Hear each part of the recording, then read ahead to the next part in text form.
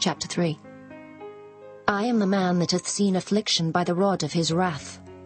He hath led me, and brought me into darkness, but not into light. Surely against me is he turned.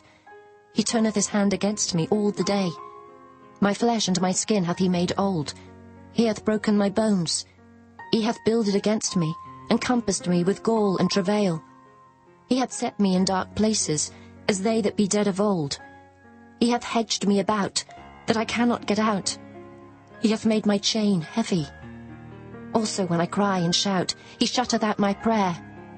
He hath enclosed my ways with hewn stone. He hath made my paths crooked. He was unto me as a bear lying in wait, and as a lion in secret places. He hath turned aside my ways, and pulled me in pieces. He hath made me desolate. He hath bent his bow, and set me as a mark for the arrow. He hath caused the arrows of his quiver to enter into my reins. I was a derision to all my people, and their song all the day. He hath filled me with bitterness. He hath made me drunken with wormwood. He hath also broken my teeth with gravel stones. He hath covered me with ashes. And thou hast removed my soul far off from peace. I forgat prosperity. And I said, my strength and my hope is perished from the Lord. Remembering mine affliction and my misery, the wormwood and the gall. My soul hath them still in remembrance, and is humbled in me. This I recall to my mind, therefore have I hope. It is of the Lord's mercies that we are not consumed, because his compassions fail not.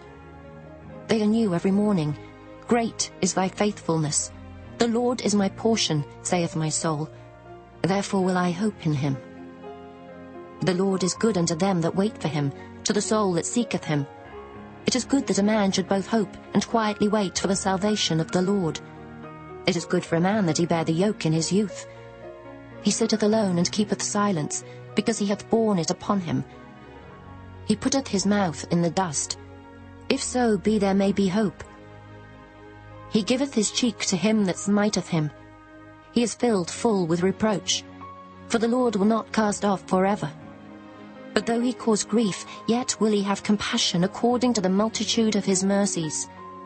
For he doth not afflict willingly, nor grieve the children of men, to crush under his feet all the prisoners of the earth, to turn aside the right of a man before the face of the Most High. To subvert a man in his cause, the Lord approveth not. Who is he that saith, and it cometh to pass, when the Lord commandeth it not? Out of the mouth of the Most High proceedeth not evil and good? Wherefore doth a living man complain, a man for the punishment of his sins? Let us search and try our ways, and turn again to the Lord. Let us lift up our heart with our hands unto God in the heavens. We have transgressed and have rebelled. Thou hast not pardoned. Thou hast covered with anger and persecuted us. Thou hast slain. Thou hast not pitied. Thou hast covered thyself with a cloud, that our prayer should not pass through.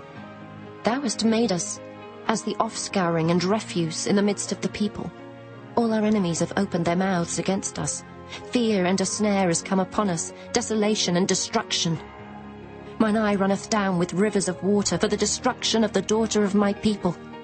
Mine eye trickleth down and ceaseth not without any intermission, till the Lord look down and behold from heaven. Mine eye affecteth mine heart because of all the daughters of my city. Mine enemies chased me sore, like a bird without cause. They have cut off my life in the dungeon, and cast a stone upon me. Waters flowed over mine head. Then I said, I am cut off. I called upon thy name, O Lord, out of the low dungeon.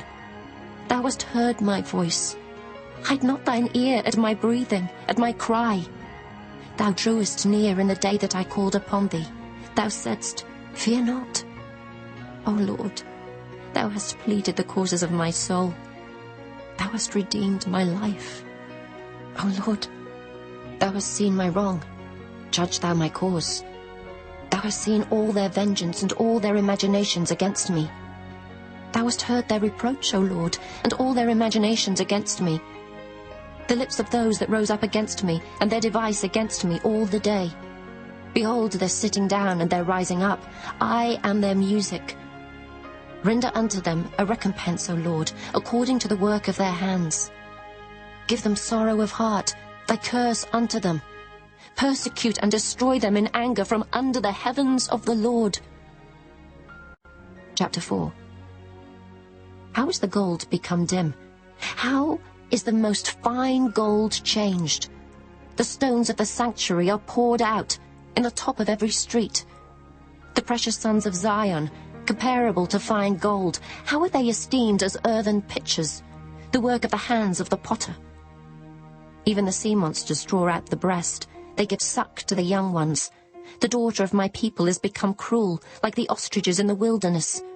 The tongue of the sucking child cleaveth to the roof of his mouth for thirst. The young children ask bread, and no man breaketh it unto them. They that did feed delicately are desolate in the streets. They that were brought up in scarlet embrace dunghills. For the punishment of the iniquity of the daughter of my people is greater than the punishment of the sin of Sodom. That was overthrown as in a moment, and no hand stayed on her. Her Nazarites were purer than snow. They were whiter than milk. They were more ruddy in body than rubies. Their polishing was of sapphire. Their visage is blacker than a coal. They are not known in the streets. Their skin cleaveth to their bones. It is withered. It is become like a stick. They that be slain with the sword are better than they that be slain with hunger. For these pine away, stricken through for want of the fruits of the field. The hands of the pitiful women have sodden their own children. They were their meat in the destruction of the daughter of my people. The Lord hath accomplished his fury. He hath poured out his fierce anger, and hath kindled a fire in Zion, and it hath devoured the foundations thereof. The kings of the earth, and all the inhabitants of the world, would not have believed that the adversary and the enemy should have entered into the gates of Jerusalem. For the sins of her prophets, and the iniquities of her priests, that have shed the blood of the just in the midst of her, they have wandered as blind men in the streets. They have polluted themselves with blood, so that men could not touch their garments. They cried unto them, Depart ye, it is unclean. Depart, depart, touch not. When they fled away and wandered, they said among the heathen, They shall no more sojourn there. The anger of the Lord hath divided them. He will no more regard them. They respected not the persons of the priests. They favoured not the elders. As for us, our eyes as yet failed for our vain help. In our watching we have watched for a nation that could not save us. They hunt our steps, though we cannot go in our streets. Our end is near. Our days are fulfilled, for our end is come. Our persecutors are swifter than the eagles of the heaven. They pursued us upon the mountains. They laid wait for us in the wilderness. The breath of our nostrils, the anointed of the Lord, was taken in their pits, of whom we said, Under his shadow we shall live among the heathen. Rejoice and be glad, O daughter of Edom, that dwellest in the land of Uz. The cup also shall pass through unto thee. Thou shalt be drunken and shalt make thyself naked. The punishment of thine iniquity is accomplished, O daughter of Zion. He will no more carry thee away into captivity. He will visit thine iniquity, O daughter of Edom. He will discover thy sins. Chapter 5. Remember, O Lord, what is come upon us. Consider and behold our reproach. Our inheritance is turned to strangers, our houses to aliens. We are orphans and fatherless, our mothers are as widows. We have drunken our water for money, our wood is sold unto us. Our necks are under persecution, we labor and have no rest. We have given a hand to the Egyptians and to the Assyrians to be satisfied with bread. Our fathers have sinned and are not, and we have borne their iniquities. Servants have ruled over us. There is none that doth deliver us out of their hand. We got our bread with the peril of our lives because of the sword of the wilderness. Our skin was black like an oven because of the terrible famine. They ravished the women in Zion and the maids in the cities of Judah. Princes are hanged up by their hand. The faces of elders were not honored. They took the young men to grind, and the children fell under the wood. The elders have ceased from the gate, the young men from their music. The joy of our heart is ceased. Our dance is turned into mourning. The crown is fallen from our head. Woe unto us that we have sinned. For this our heart is faint.